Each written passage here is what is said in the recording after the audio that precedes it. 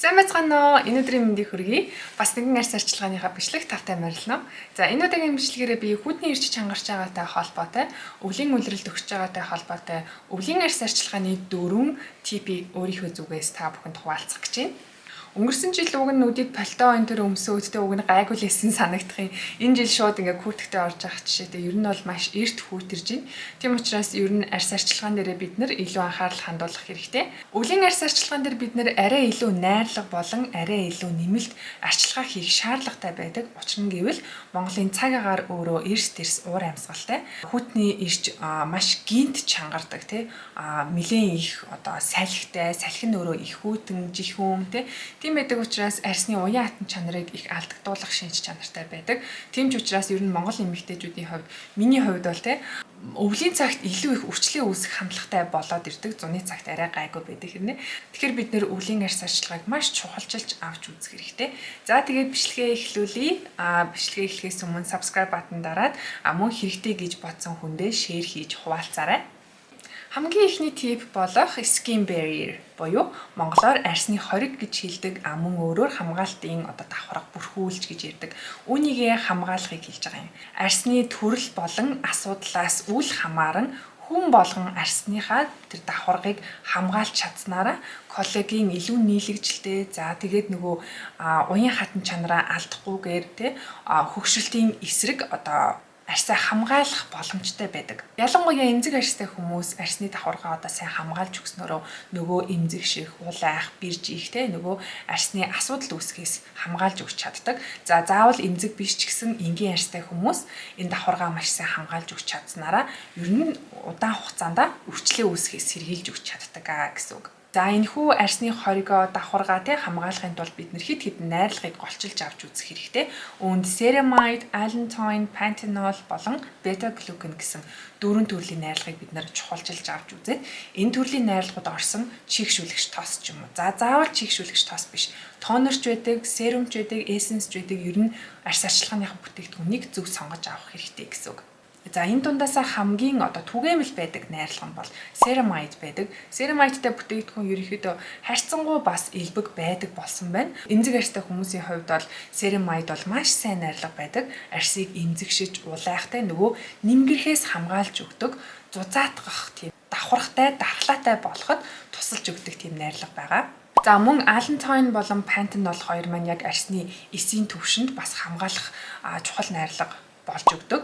Мөн beta-glucan өөрөө арьсны уян хатан чанарыг алдагдахаас сэргийлж өгдөг. Арьсны гүнд нь уян хатан чанарыг сайжруулж өгснөөрөө өвчлөнөөс хамгаалж өгдөг ийм найрлага байна. За энэ 4 найрлага орсон бүтээгдэхүүнүүдээс би хойно тэр цагаан шүгэнээсээ гаргаж ирээд өмнөө тавьчлаа л да.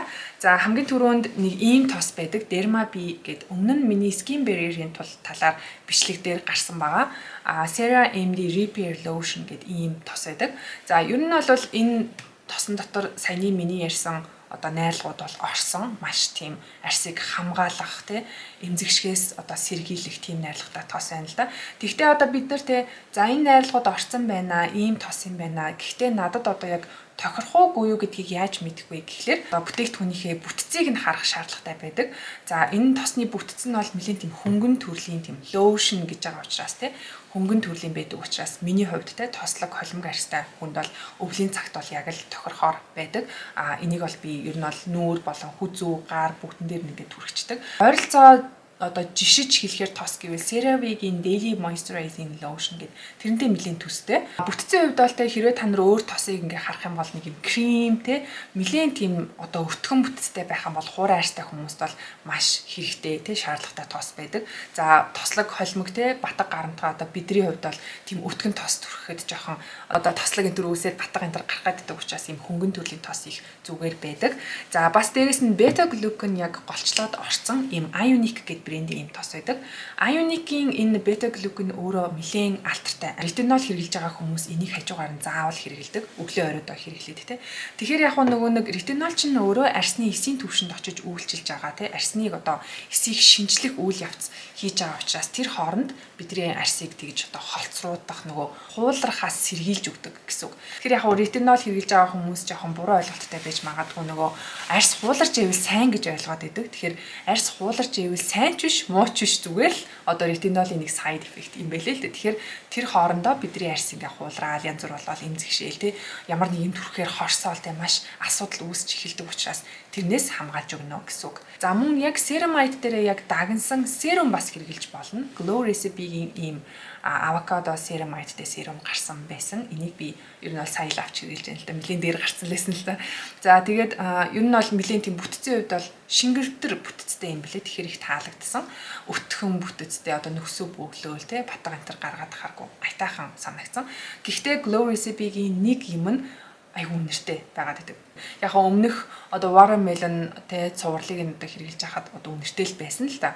Гэхдээ би нөгөө нэг яг үйлчлэлт нь их дуртай байсан учраас ялцчгүй хэрэглээд байдаг гэсэн. Тэгээд ойрд тиймэрхүү бүтээгдэхүүн хэрэглээгүй энийг хэрэглэсэн чинь бас үнэртэй санагдчихээн. За үнэр мөнөрэнд бол гайгүй зүгээрээ гэж бодож байгаа хүмүүс бол энийг хэрэглэхэд их дайжгүй гой серум байсан. За мөн ceramide агуулсан essence байж болно. За ceramide essence гэвэл сүүлд би энэ Dr. Circle-ийн vegan kombucha essence гэдэг энийг хэрэгжилж эхэлж байна. За энэ хэдийн ингээ нүүрэн дээрээ те kombucha tea essence гэдэг. За kombucha чинь өөрөө natural одоо байгалийн probiotic учраас те арсыг одоо ашигтай бактериар одоо хангаж өгнө гэсэн юм тодтолтой essence байгаа хэдий ч гэсэн найрлагандаа ceramide орсон байгаа байхгүй. Тэгэхээр бас бидрийг арсыг хураашхаас сэргийлж өгнө. Тэгээ нөгөө гүндээ уян хатан чанарыг мань сайжруулж өгнө гэсэн үг байгаа байхгүй. Тэгэхээр энэ essence-ийг өглөөрөө бас хэрэглэхэд их дайжгүй санагдаж байна л да. Хоёрдугаар тип нь гүний чигээ өгөх болон тайвшруулах гэж байгаа юм. За гүний чигээ өгөх тайвшруулах гэдэг дээр яагаад энийг оруулсан бэ гэхлээр бид нар энгийн үедтэй тонер, essence, serum, за sheet mask энэ төр хэрэгэлдэг. Өвлийн цагт энийг илүүтэйгээр хийгэрээ гэсэн санаа юм.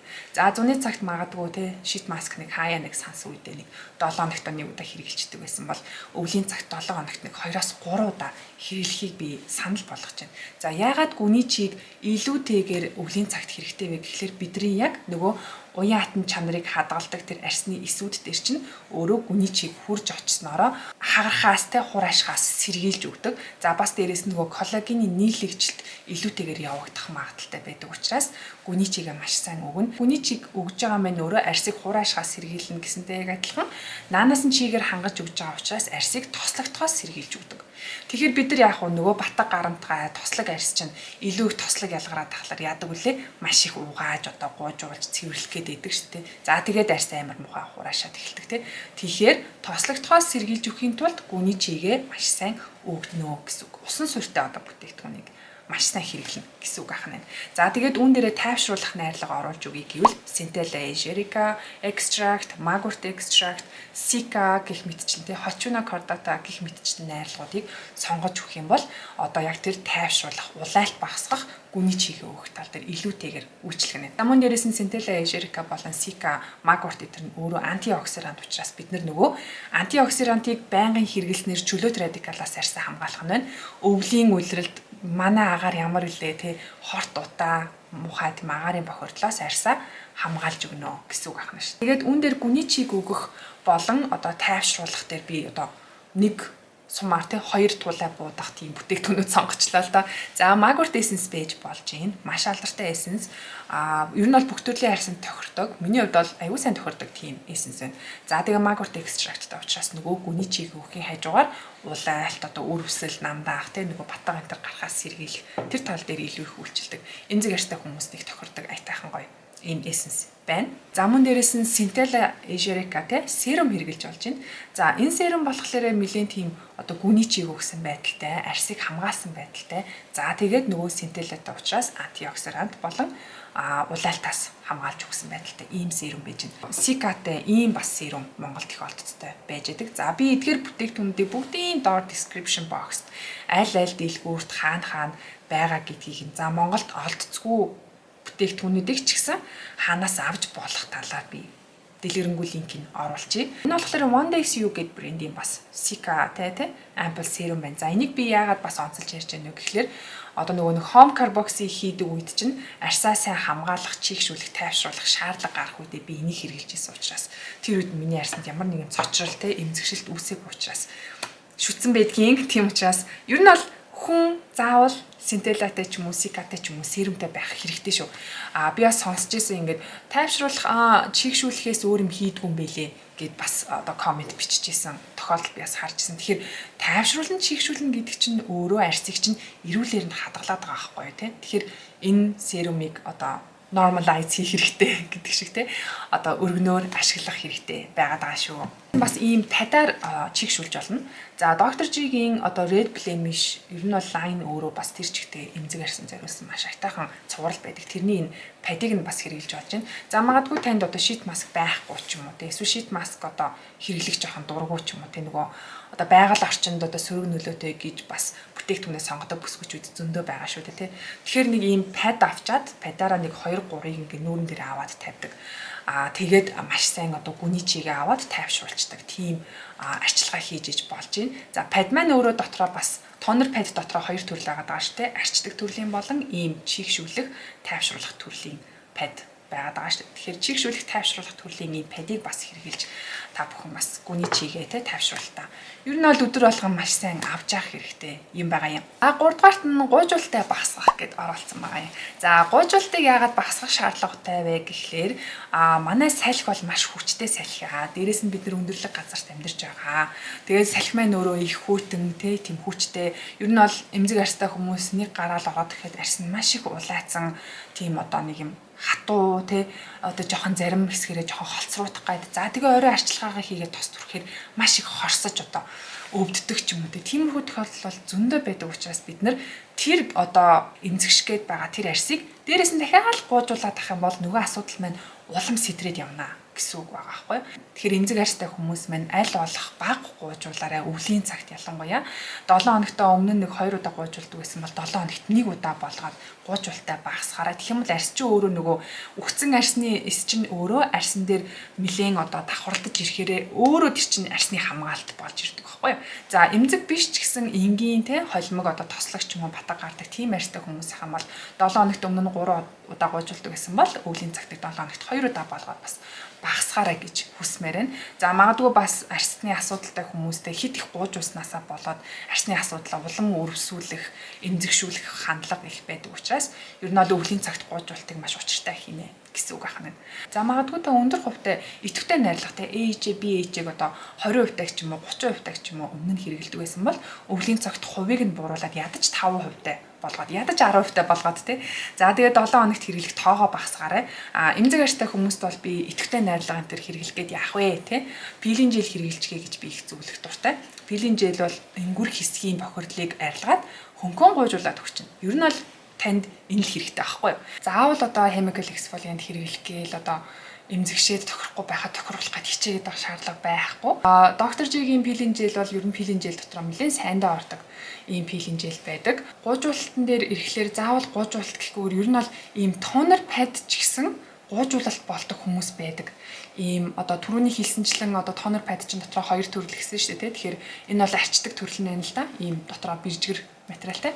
Тэгэхээр ийм арчдаг төрлийн тонер пад өөрөө гуйжуулалт яаж болдог вэ гэхлээр нөгөө давхар цэвэрлэгээ хийснийхээ дараа 7 хоногт нэг юм уу 2 удаа арчсан тохиолдолд одоо үхсэн арьсны эсийг те ингээд сайхан гуйжуулаад өнгөр хэсгийг сайхан цэвэрлээд ингээд гуйжуулчих тохиолдол байдаг учраас маш эмзэг арьстай хүмүүс ахын бол ийм тонер падаар бас гуйжуулж болох юм. Хамгийн сүүлд нь буюу 4-р тип. Цэвэрлэгээгээ багасгах гэж байгаа юм. За цэвэрлэгээгээ багасгах гэхлээр бид нэр цэвэрлэгээг эхлээд ярина. Эмзэг арьстай хүмүүс бол тэ маш зүүлэн цэвэрлэгээ хийж байгаа байх. Гэхдээ энгийн үед цэвэрлэгээг одоо ямархуу одоо давтамжтай хийж ин тэрийгэ өвөл арай жоохон багасгаарай гэсэн санаа. За ерөнхийдөө өглөөнийхөө цэвэрлэгээг алгасаад оройдоо зөвхөн цэвэрч ивэл маш одоо айтайхан байдаг. Яагаад тэгэхээр нөгөө эмзэгшээд байгаа, нэмгрээд байгаа арьсыг чинь өглөө оройгоо цэвэрлээд тахлаар арьс чинь өөрөө чийгтэй байж ийм хамгаалттай байдаг учраас өглөө босч ирээд чигээ одоо арилгаад дахиж одоо чийгшүүлээд нөгөө өмнөх чигээ нөхөж өгч чадахгүй ч юм уу те. Тийм учраас цэвэрлэгээгээ жоохон багасгаад явбал их зүгээр. Өглөөнийхөө цэвэрлэгийг алгасчих юм бол бид нар одоо оройдоо цэвэрлээ. Өглөөдөө маш сайн чийг нь давхрахтай. Тэгэхээр нөгөө арьс өөрөө эмзэгших нь харьцангуй багасаад ирнэ гэсэн үг. За ялангуяа одоо эмзэг арьстай хүмүүсийн хам бол нөгөө нэмгэн арьсаа улам нэмгрүүлээд авах магадaltaй учраас цагаагаараа бид нар дахаас өөр арга байхгүй шүү дээ. Тэгэхээр өглөөнийхөө цэвэрлэгийг бас алгасаад үзээрэй. За бас зөвхөн одоо алгасах гэхээсээ илүү цэвэрлэгчээ маш сайн одоо зөөлрүүлэхтэй нөгөө өвлийн цэвэрлэгийг сонгож өгөх хэрэгтэй гэсэн учраас ийм сүүн цэвэрлэгч санал болгож байна. микробиомын ийм сүүн цэвэрлэгч байдаг. За сүүн цэвэрлэгч гэхлээр одоо монголчуудын маань одоо хийлж заншнаар одоо сүүн шингэн гэж байдаг ч тийм нөгөө хөнгөөр арчдаг. Тэр биш шүү. Яг ийм сүүн цэвэрлэгч буюу массажлж агаад эн чинь өөрөө хөөсөргүй яг л ийм сүүн бүтэцтэй цэвэрлэгч байжгаад усаар зайлж угаахыг хэлж байгаа юм. Тэгэхээр энэ цэвэрлэгчийг ер нь бол өвлийн цагт хэрэглэхэд бол маш гоё. Хуурай, эмзэг арьстай хүмүүс бол үнэхээр гоё байдаг. За миний хувьд ч гэсэн тослог холимог арьстай байдаг. Хэрнээ би энийг өглөөдөө ч юм уу бас нэг оройдоо ч юм уу хэрэглэх их дуртай. За эсвэл одоо сүүн цэвэрлэгчд дурггүй, жоохон хөөсөн цэвэрлэгчд дуртай. Өглөөдөө ч хэрэглэсэн байсан, оройдоо ч хэрэглэсэн байсан ер нь хөөсөн цэвэрлэгчд их дуртай гэх юм бол ийм шууд хөөсөр гардаг ийм цэвэрлэгч байж болж байна. За ийм цэвэрлэгч бол өвлийн цагт бол маш аятайхан байдаг. Ягаад тэгэхээр энэ маань өөрөө шууд хөөсөр гардаг учраас бид нар тийм хөөсийг аваад гарын дээрээ хөөсрүүлээд тэгээд одоо цэвэрлэгтэй яг адилхан тийм шууд хөөсөр гарчдаг учраас хэрэглэхэд их хялбар. Тэгээд ер нь бол их зөөлөн байдаг. Тэгэхээр эмзэг арьстай болон энгийн арьстай бас хүмүүс тийм ер нь бол өдрийн турш одоо таталтаад хураашаад байгаа гинт одоо маш их хураашж байгаа тийм арьстай хүмүүс юм бол цэвэрлэгээ маш сайн зөөлрүүлээрэ. За иймэрхүү байдлаар эмзэг арьстай бол те маш зөөлөн цэвэрлэгчийг өдөрт нэг удаа хэрэглээд за магадгүй батг гарамтгай арьстай, батгтай арьстай байх юм бол зөөлөн цэвэрлэгчээрээ өдөрт 2 удаа хэрэглэдэг ч юм уу. Ер нь бол арьсныхаа одоо ямар хуу аж байдалтай байна тэрэн дээрээ дөрвөлөд цэвэрлэгээ та бүхэн жоохон зөөлрүүлээд одоо давтамжийг нь багасгаарай гэж хэлж байгаа юм. За иймэрхүү 4 типийн дагуу та бүхэн өвлийн арьс арчилгаагаа хийгээрэй. Өвлийн арьс арчилгаан дээр бид нэр илүүтэйгээр арьсандаа анхаарах хэрэгтэй байдаг учраас эдгээр 4 типийг та бүхэн хэрэгжүүлээд арьсаа уян хатан коллагены нийлэгжилт өндөртэй маш сайн одоо чихтэй цолцруулж хуурайшгүйгээр эрүүл толгоор тийм арьсаа байгаагаар нь гой хадгалж авч үлдээрэй гэж би зөвлөмөр байна. За ингээд энэ удаагийн бичлэгийг энэ төрөйд өндөрлж байна. Надтай хамт байсанд маш их баярлалаа. Дараагийн бичлэгээр уулзлаа. Түр баяртай.